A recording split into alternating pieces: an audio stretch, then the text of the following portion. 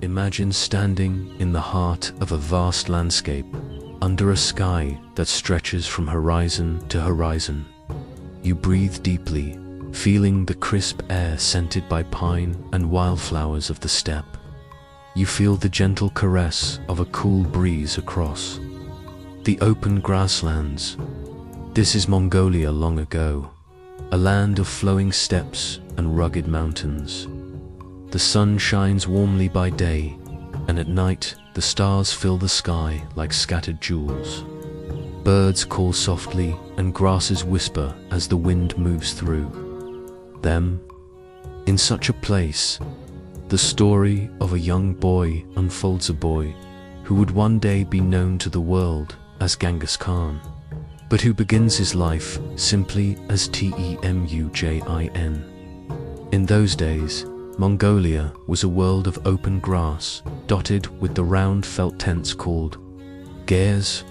Herds of horses, sheep, and goats roamed freely across the steppe, and families moved with the seasons, following the freshest pasture. Tall feather grass swayed in the breeze, and in summer wildflowers carpeted the ground with color.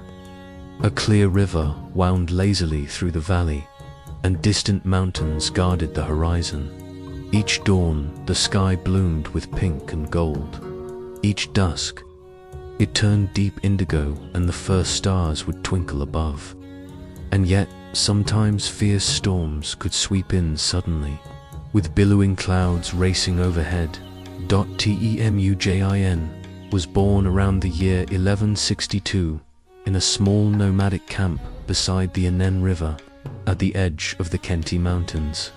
His father's name was Yesugei, a respected leader of the Mongolian clan, and his mother was Onon, a kind and resourceful woman.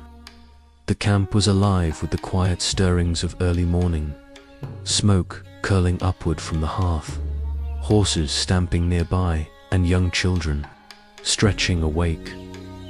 Temujin took his first breath under that wide sky, wrapped in warm felt, cradled in his mother's gentle arms.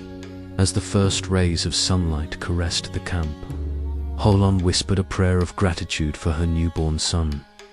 Legends say that even as a baby, Temujin held a tiny surprise in his fist, a clot of blood seen by elders as a sign of greatness. His mother smiled at the wonder, and the villagers whispered that the boy would grow strong. When Yesugei returned that day from a distant hunt, he named the infant Temujin, meaning of iron, after a Tatar warrior he had defeated. Perhaps in that moment, the boy's future seemed bound with strength and courage. He was the eldest of many children, 3 younger brothers and a sister, and he felt both pride and responsibility watching over them. In their yurt at night, Temujin would listen to his mother's stories by firelight. Onon's voice was soft as she sang songs of their ancestors, weaving tales of how the sky above, Tengri, watched over them. His father told him of the horse's spirit and of the steppe's wild beauty. The siblings even learned to climb the wooden frame of their gair to touch the stars. Peeking through its slats dot, life was simple and full of wonder. By morning, Temujin would scramble outside to play. He raced his brothers across the dude grass, chasing butterflies or a frisky wild foal. The air smelled of pine and fresh grass. Clouds drifted lazily overhead, casting shadowy shapes that shifted slowly like dreams. In summer, the days were long and warm, and the children's laughter rang under the open sky. In summer, they sometimes quenched their thirst with cool sweet tea, or sipped warm milky tea at dusk as the sky turned gold. When darkness came, they would huddle around their mother by the crackling fire, warmed by wool blankets and each other's presence. One dawn, Temujin awoke to a sky painted pink and purple. He watched the morning mist rise from the Onon River like a silver veil.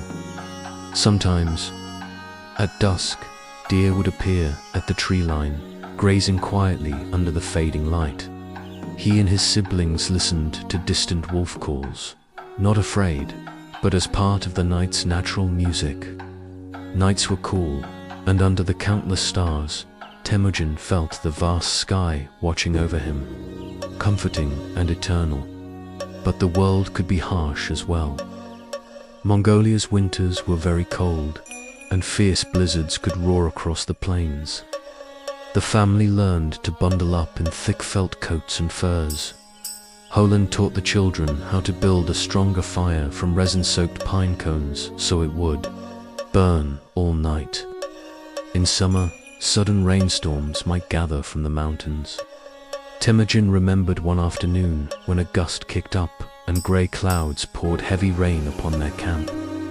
He and his brothers ran to pull the tent's flaps tight. Rain pattered on the felt roof, then stopped as quickly as it had come, leaving behind the fresh green scent of earth and grass. When he was only about 8 years old, a shadow fell over Temujin's life. One cold autumn night, after Yesugei had returned from a hunting trip and gathered the camp for a feast, tragedy struck. Yesugei shared a meal with some strangers, men he had once fought, and late that night he became gravely ill. By morning, Temujin's father had passed away quietly, leaving the camp stunned and still. The boy awoke to silence. He reached for his father, but the familiar warmth was gone. For a moment, there was only silence. Outside the tent, even the wind seemed to hold its breath. Yesugei's death left the camp unsettled. The once proud families of the Borjigin clan drifted away, as if a great tree had lost its roots. Soon, Temujin, his mother Holan, and the other children were on their own, without the safety of the tribe. In the morning, Holan gathered her sons and daughter close. She took down the family's spirit banner, a symbol of their father's leadership, and held it against her heart. With steady eyes, she promised them they would stay together and be safe. This promise was like a lantern in their sudden darkness. Without their tribe's support, life grew quiet and simple, but also hard. In the bright morning light, they scavenged whatever nature offered: herbs, berries, and roots, making do without the comforts of camp life. Temujin's mother became the family's guide in survival. She showed her children how to use the land around them. She taught them which plants were good to eat and which were not, how to make warm clothing from furs, and how to pitch the tent in a sheltered spot. The family set up camp along the forest's edge and by a clear stream, making the most of nature's gifts. They built a small yurt beneath the sheltering pines. Holan made a wooden rack to smoke the fish they caught, and Temujin learned to plait grass into coarse rope. Temujin learned to gather food from the earth. He collected wild roots and tubers, and washed them in the cool stream before cooking them over coals. In autumn, they picked wild onions and berries, storing them for the cold months ahead. The children made simple fishing lines and caught small fish in the shallow river. They built traps from reeds and branches to capture rabbits and grouse.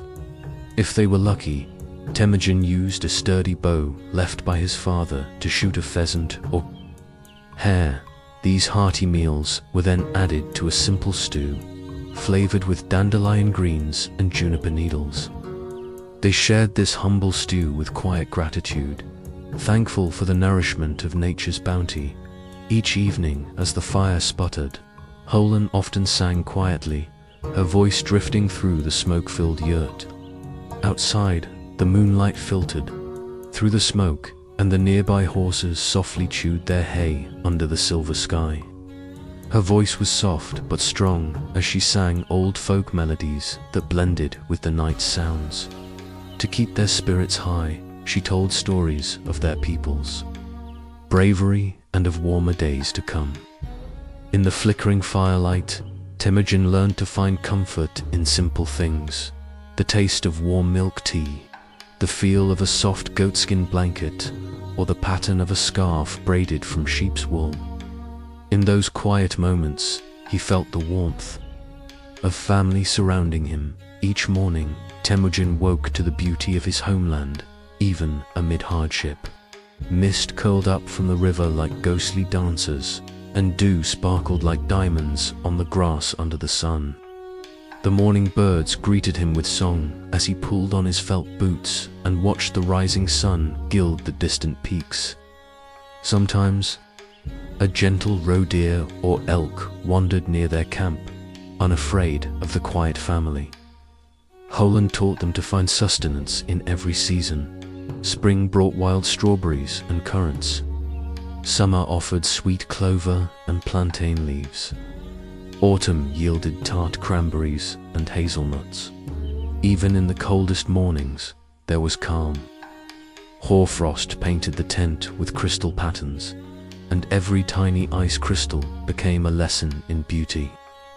Temujin marveled how the frost was drawn like stars on the fabric. The children huddled by the fire under thick sheep's wool, and the yurt glowed warm with golden light from the hearth. Outside, the world might be silent and grey, but inside it was safe and still. Temujin would lie under the firs, watching. Smoke curl up into the ceiling and listening to the distant call of an owl as a lullaby. He felt the warmth of his father's memory in every sunrise, as if Yesugei watched over him still. Temujin also learned about friendship from those around him. On occasion, the Jadaran distant relatives of his mother's clan camped nearby. There, Temujin became friends with a boy named Jamuka. The two practiced riding their horses together and shared stories under the stars. The bond they formed was a promise to always watch out for one another. Meanwhile, the tribes around them kept moving in their own rhythm. In summer, neighboring clans often gathered for feasts, sharing fermented mares, milk, and friendly games. Music and laughter filled the campfires of night. Yet Temujin learned that peace could shift as quickly as the weather. One season's friend might become next season's rival over grazing land or old quarrels.